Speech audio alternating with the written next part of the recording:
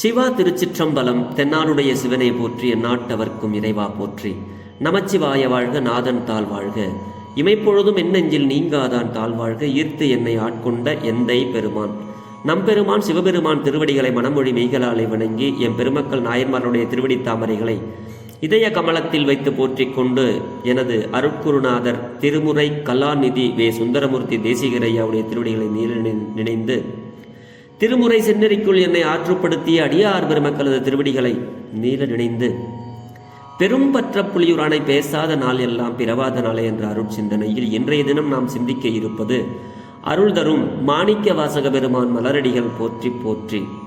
இது திருச்சதாகத்தில் 13வது பாடலை சிந்திப்பதற்கு சிவபெருமான் இன்று திருவருள் அருளியிருக்கிறார்.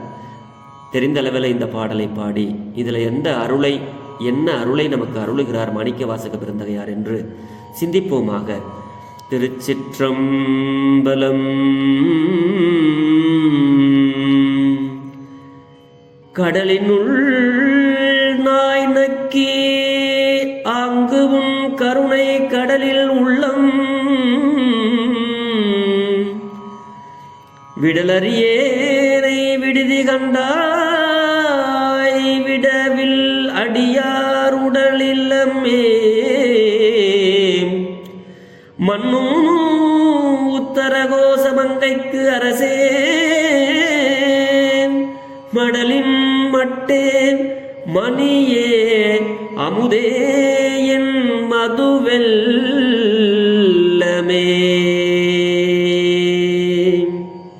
திருச்சிற்றம்பலம். நம்ம ஒரு பழமொழி சொல்லுவோம், எவ்வளவுதான் ஏரியில் தண்ணி இருந்தாலும் இல்லை கடலில் இருந்தாலும் நாய் நக்கி தான் குடிக்கும் அப்படின்னு நம்மலாம் அங்கேயும் சொல்லி ஏதாவது பழமொழி சொல்லி கேட்டிருப்போம். அது இங்கே வருது நம்மளுக்கு. எப்படி? கடலினுள் நாய் நக்கி அங்கு உன் கருணை கடலின் உள்ளம் அப்படிங்கிறார் சுவாமி. இதுக்கு என்ன பொருள் அப்படின்னா, சிவபெருமானே உன்னுடைய திருவடியை விடுதல் இல்லாத அடியார்களது உடலாகிய வீட்டின் கண்ணே நிலை பெற்று இருக்கின்ற திரு உத்தரகோச மங்கைக்கு தலைவனே, பூந்தேனே, மாணிக்கமே, அமுதமே, என் மது பெருக்கே அப்படிங்கிறார். கடல் நீரில் நாய் நக்கி பருகினது போல பெருமானே உனது கருணை கடலின் உள்ளே உள்ளத்தை அழுத்தி செல்ல விடாத என்னை விட்டு விடுவாயோ சுவாமி? என்னை கைவிட்டு விடுவியா? விடலறியேனை என்றார் என்னும், அதாவது முழுதும் மூழ்கும்படி விட்டு பருகாது சிறிதே சுவைத்தேன். சிவபெருமானுடைய கருணை வெள்ளத்தில் முழுசும் பருக முடியாம கொஞ்சம் போல நாய் எப்படி கடல்ல நக்கி குடிக்குமோ அந்த மாதிரி சுவாமி லேசா தான் உன்னுடைய கருணையை நான் பருகியிருக்கேன். முழுசும்லாம் என்னால் பருக முடியல சாமி. அப்படி கொஞ்சமா சாப்பிட்ட என்ன கைவிட்டுறாத சுவாமி என உவமைக்கு ஏற்ப உரைக்கின்றார் மாணிக்க வாசக பெருந்தகையார். உடல்னா உடல் இல்லம், உடம்பாகிய இந்த வீடு. சுவாமி சொல்லுவாங்க இல்லையா, இறைவனே நீ என் உடலிடம் கொண்டாய் அப்படின்னு சொல்லுவாங்க இல்லையா. அதுபோல பின்னரும் அருளிச் செய்வார். யாண்டும் அடியவர் உடம்பில் நிற்கும் உள்ளத்தை இடமாக கொண்டிருப்பவன் என்பதே பொருளாம். எப்பவுமே அடியார்களுடைய உள்ளத்துல இடமாக கொண்டிருப்பவன் நம்மளுடைய சிவபெருமான். அதான் பொருள். நிற்பது ஒத்து நிலையில்லா நெஞ்சம் தன்னுள் நிலவாதே புலால் உடம்பே புகுந்து நின்ற கற்பகமே என் கண்ணே அப்படின்னு 6வது தமிழ் வேதத்தில் சொல்லுவார் சுவாமி நாவுக்கரசு பெருந்தகையார். அந்த அப்பர் சுவாமிகளுடைய திருமொழியையும் இங்கு நம்ம காணணும். சிவபெருமான் நம்மளுடைய உடம்புக்குள்ள கலந்து இருக்கிறார். மடலின் மட்டு அப்படிங்கிறார். மடலின் மட்டுன்னா, மடல்னா அந்த பூ, இந்த பூ இதழில் துளிர்க்கின்ற தேன். முதல்ல தேனை வந்து கொஞ்சமாக முதல்ல சொன்னார், கொஞ்சமான தேனை தான் சாமி நான் சாப்பிட்டேன், ஆனால் மது வெள்ளமேங்கிறாரு. அப்புறமா என்ன சொல்கிறாரு, சுவாமியினுடைய கருணை வந்து தேன் வெள்ளமா, அது ஒரு வெள்ளமா, அதில் நம்ம எப்படி அதில் நக்கி தான் குடிக்கிறோம். அந்த வெள்ளத்தில் வெள்ளம் அடிச்சுக்கிட்டு போகுது, வெள்ளம்னா பெருக்கெடுத்து வர்றது. அப்படி சிவபெருமானுடைய கருணையானது பெருக்கெடுத்து வருகின்ற அந்த வெள்ளம், அதில் நாயானது லேசாக நக்கி குடித்த மாதிரி, சுவாமி அதில் நான் உன்னுடைய கருணையில் லேசாக தான் நான் திளைச்சிருக்கிறேன், என்னுடைய விதி முழுசையும் பருக முடியல, ஆனால் முழுசையும் உன்னுடைய கருணையை தெரிஞ்சுக்கிறதுக்கு எனக்கு அருள் செய்யுங்க சாமி, என்னை இப்படியே விட்டுறாதீங்க, கைவிட்டு விடுவாயோ, விடாதபடி என்னை விட்டு விடுவாயோ சாமி, என்னை விட்டுறாதீங்க அப்படின்னு சுவாமி வந்து மது வெள்ளம், தேன் வெள்ளம், முன்னால் வந்து சிறிதாய் உள்ள தேனை கூறினார், பின்பு அது பெருக்கெடுத்தலை கூறினார். அப்படி சுவாமி இந்த பாட்டில் நமக்கு என்ன அருளை அருளுகிறார்னா, சுவாமி உன்னுடைய அருளை முழுமையாக நான் பருக முடியாமல் கடலில் நாய் எப்படி எப்படி நாக்கால கொஞ்சமாக நக்கி குடிக்குமோ அந்த மாதிரி தான் எனக்கு தெரிஞ்சிருக்க உன்னுடைய கருணையானது, அதுக்காக என்னை வந்து இப்படியே விட்டுறாத சாமி, நீ தான் எனக்கு மடலின் மட்டு, எனக்கு ஒரு மாணிக்கம், நீ தான் என்னுடைய அமுதம், என்னுடைய மது வெள்ளமும் நீ தான், என்னுடைய மது ரொம்ப போதையை தரக்கூடியது, அப்படிப்பட்ட தேனு இன்ப பெருங்கடல் நீ அப்படின்னு சொல்லி இந்த பாட்டில் வந்து சுவாமி என்னை கைவிட்டுறாதீங்க சாமி, என்னை விட்டு விடுவாயோ அப்படின்னு சொல்லி இந்த பதிக முற்றிலுமே இப்படியே சொல்லிட்டு வருவார் சுவாமி. ஆக சிவபெருமானுடைய திருவருள் என்பது மிக பரந்து விரிந்து வெள்ளத்தை போன்றது, நம்ம அதுல கொஞ்சம்தான் பருகிருக்கும். சிவபெருமானுடைய கருணைக்கு எல்லை இல்லை. அப்படி மாணிக்கம் போன்றவன், அமுதம் போன்றவன். சுவாமி சொல்றாங்க என்னுடைய மது பெருக்கே அப்படிங்கிறாங்க. அதுதான் இந்த பாட்டில் நமக்கு வந்து சுவாமி உன்னுடைய கருணை பெரும் கருணை, அந்த கடலினுள்ளே நான் கொஞ்சம் போல தான் மூழ்கி இருக்கேன், ஆனா என்ன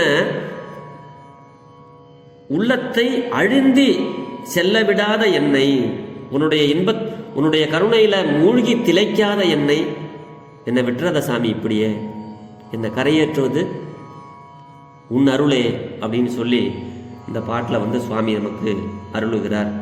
சிவபெருமானுடைய கருணை எவ்வளவு சொன்னாலும் சொல்லால் அறிய முடியாதவன் பெருமான். உத்தரகோச மங்கை என்ற தளத்தில் பெருமானை பற்றி அருளியது இந்த பாடல். அதுதான் இந்த பாட்டு. பெருமானுடைய கருணைக்கு அளவில்லை, நாம் அதை முழுசும் பருகணும். அவருடைய அருட்குணங்கள் என்னென்ன அப்படிங்கிறதெல்லாம் நம்ம தெரிஞ்சுக்கணும். சுவாமி கிட்ட விண்ணப்பமாக வச்சுக்கிட்டே இருக்கணும். அதுதான் இந்த பாட்டில் வந்து நமக்கு அருளுகிறார். ஆக திருவாசக பாடல்கள் பொருள் தெரிந்து நாம் பாட வேண்டும். சுவாமி எதுக்காக இதை வந்து நமக்கு அருளுகிறார் அப்படின்னா, திருவாசகம் மாணிக்க வாசக பெருந்தகையார் குருவாக வந்து குருந்த மரத்தடி இங்கில வந்து மாணிக்க வாசகரை சிவபெருமான் தடுத்த அந்த ஆண்டு ஆட்கொள்கிறார். அப்படி அவர் மேலே போகும்போது 4 பேரையுமே கூட்டிகிட்டு போயிடுறாரு, இவரை விட்டுட்டு போயிடுறாரு. மாணிக்க வாசக பெருந்தகையாரை சிவபெருமான் விட்டுட்டு போறாரு. ஏன் தெரியுமா?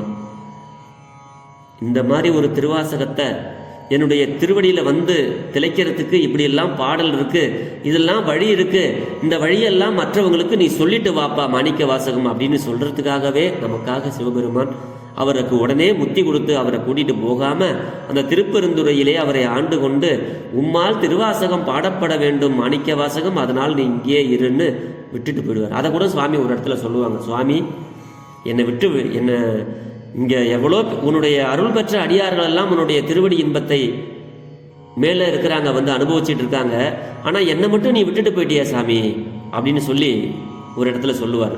ஆக அப்படி இந்த பாடல் நமக்கு கிடைக்கணுங்கிறதுக்காக மாணிக்க வாசகரை விட்டுட்டு போன சிவபெருமான் திரும்பி அவராகவே வராரு கீழே.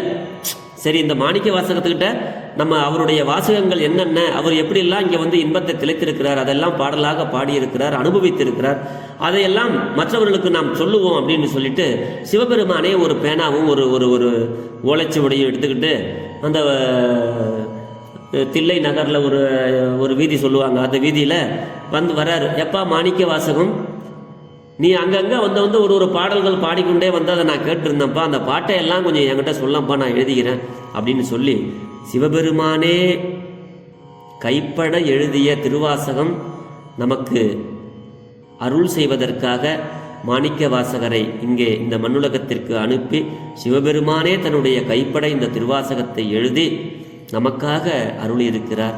திருவாசகத்துக்கு உருகாதார் ஒரு வாசகத்துக்கும் உருகாதார். அப்படி இந்த வான் கலந்த மாணிக்க வாசகனின் வாசகத்தை நான் கலந்து பாடும் பொழுது அப்படின்னு சொல்லுவாங்க.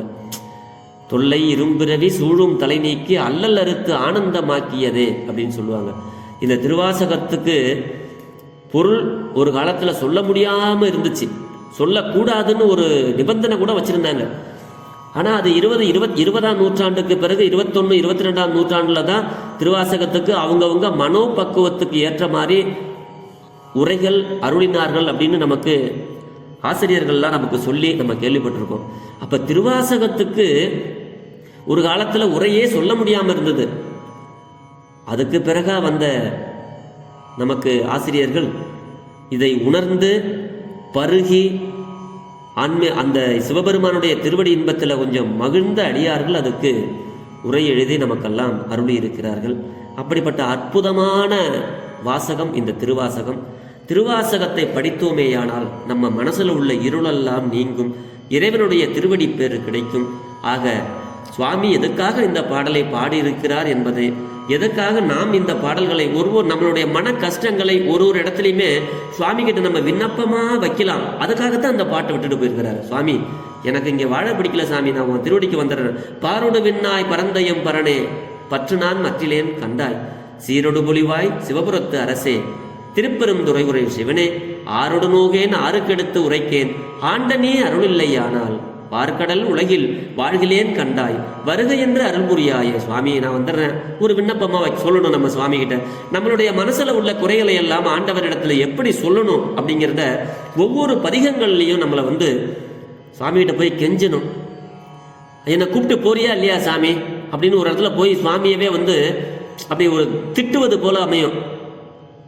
அந்த மாதிரி எல்லாம் சுவாமியும் நமக்கும் சிவபெருமானுக்கும் நமக்கும் உள்ள ஒரு நேரடி தொடர்பை ஏற்படுத்தக்கூடியது இந்த திருவாசக பாடல்கள். நம்ம மனக்குறைகளை எல்லாம் சிவபெருமான்கிட்ட போய் எடுத்து சொல்லக்கூடிய பாடல் இந்த திருவாசகம். அப்படி சொன்னோம்னா சிவபெருமான் செவிமடுத்த செந்தமிழ் வேதமாகிய இந்த பாடல்களை நாமும் பொருள் உணர்ந்து ஓதினோமேயானால் அவனுடைய செவிகளுக்கு போய் கேட்டு நம்மளுக்கு ஏற்படக்கூடிய குறைகளை நம் உடலுக்குள்ளேவே வந்து இடமாக கொண்டு அதை அனைத்தையும் இறைவன் போக்குவார் என்பதுதான் இந்த திருவாசகத்துக்கு நம்ம பொருளாக எடுத்துக்கணும். ஒவ்வொரு இடத்துலையும் நம்ம ஒவ்வொரு பதிகத்திலையும் ஒரு விதமான சிவபெருமானோடு நேரடியாக பேசினார், அவருடைய இன்பக்கடலில் மூழ்கினார். அதுதான் திருவாசகம். அப்படி திருவாசகத்திற்கு சொல்லிய பாட்டின் பொருள் உணர்ந்து சொல்லுவார் செல்வர் சிவபுரத்தின் உள்ளார் சிவனடிக்கீழ் பல்லோரும் ஏத்தப்பணிந்து அப்படின்னு சொல்லுவாங்க சுவாமி. இந்த பாடல்களுக்கெல்லாம் நம்ம பொருள் உரைகளை தெரிஞ்சுக்கணும். தெரியாம இருக்கிறதுனால தான் நிறைய பேருக்கு திருவாசகம்னா என்னன்னே தெரியாம போயிடுச்சு. அடியார் பெருமக்கள் அங்கே பாடுகின்ற திருவாசக முற்றோதல்களின் பொழுது சின்ன சின்ன பாடல்களுக்கு அங்கங்கே சுவாமி இதுதான் கருத்தை சொல்றாரு, இதுக்காக தான் பாடினார்கள் என்ற அருள் சரிதத்துல இந்த பாடலுக்கு உண்டான விளக்கங்களையும் அங்கங்கே சின்ன சின்னதாக சொல்லுனா தான் தெரியாதவர்களுக்கு தெரியும். அப்படி நாமும் திருவாசகத்துக்கு உருகுவோம், பிறரையும் உருக வைப்போம், அவன் அருளில் மூழ்கி திளைப்போம் என்று சொல்லி பெரும்பற்ற புலியூரானை பேசாத நாளெல்லாம் பிறவா நாளே என்ற அருட்சிந்தனையை நிறைவு செய்கிறேன். ஜெர்மனியில் இருந்து சிவபாலா. குறைவில்லாத உயிர்கள் வாழ்க, மேன்மைகள் சைவநீதி விளங்குக, உலகமெல்லாம் இன்பமே என்னாலும் துன்பமில்லை, அளவாய் சிவனடியே சிந்திக்கப் பெற்றேன் நானே. ஆழ்க தீயதெல்லாம் அரண்நாமமே சூழ்க, வையகமும் துயர் தீர்கவே வாழ்க சீர் அடியாரெல்லாம். சிவா திருச்சிற்றம்பலம்.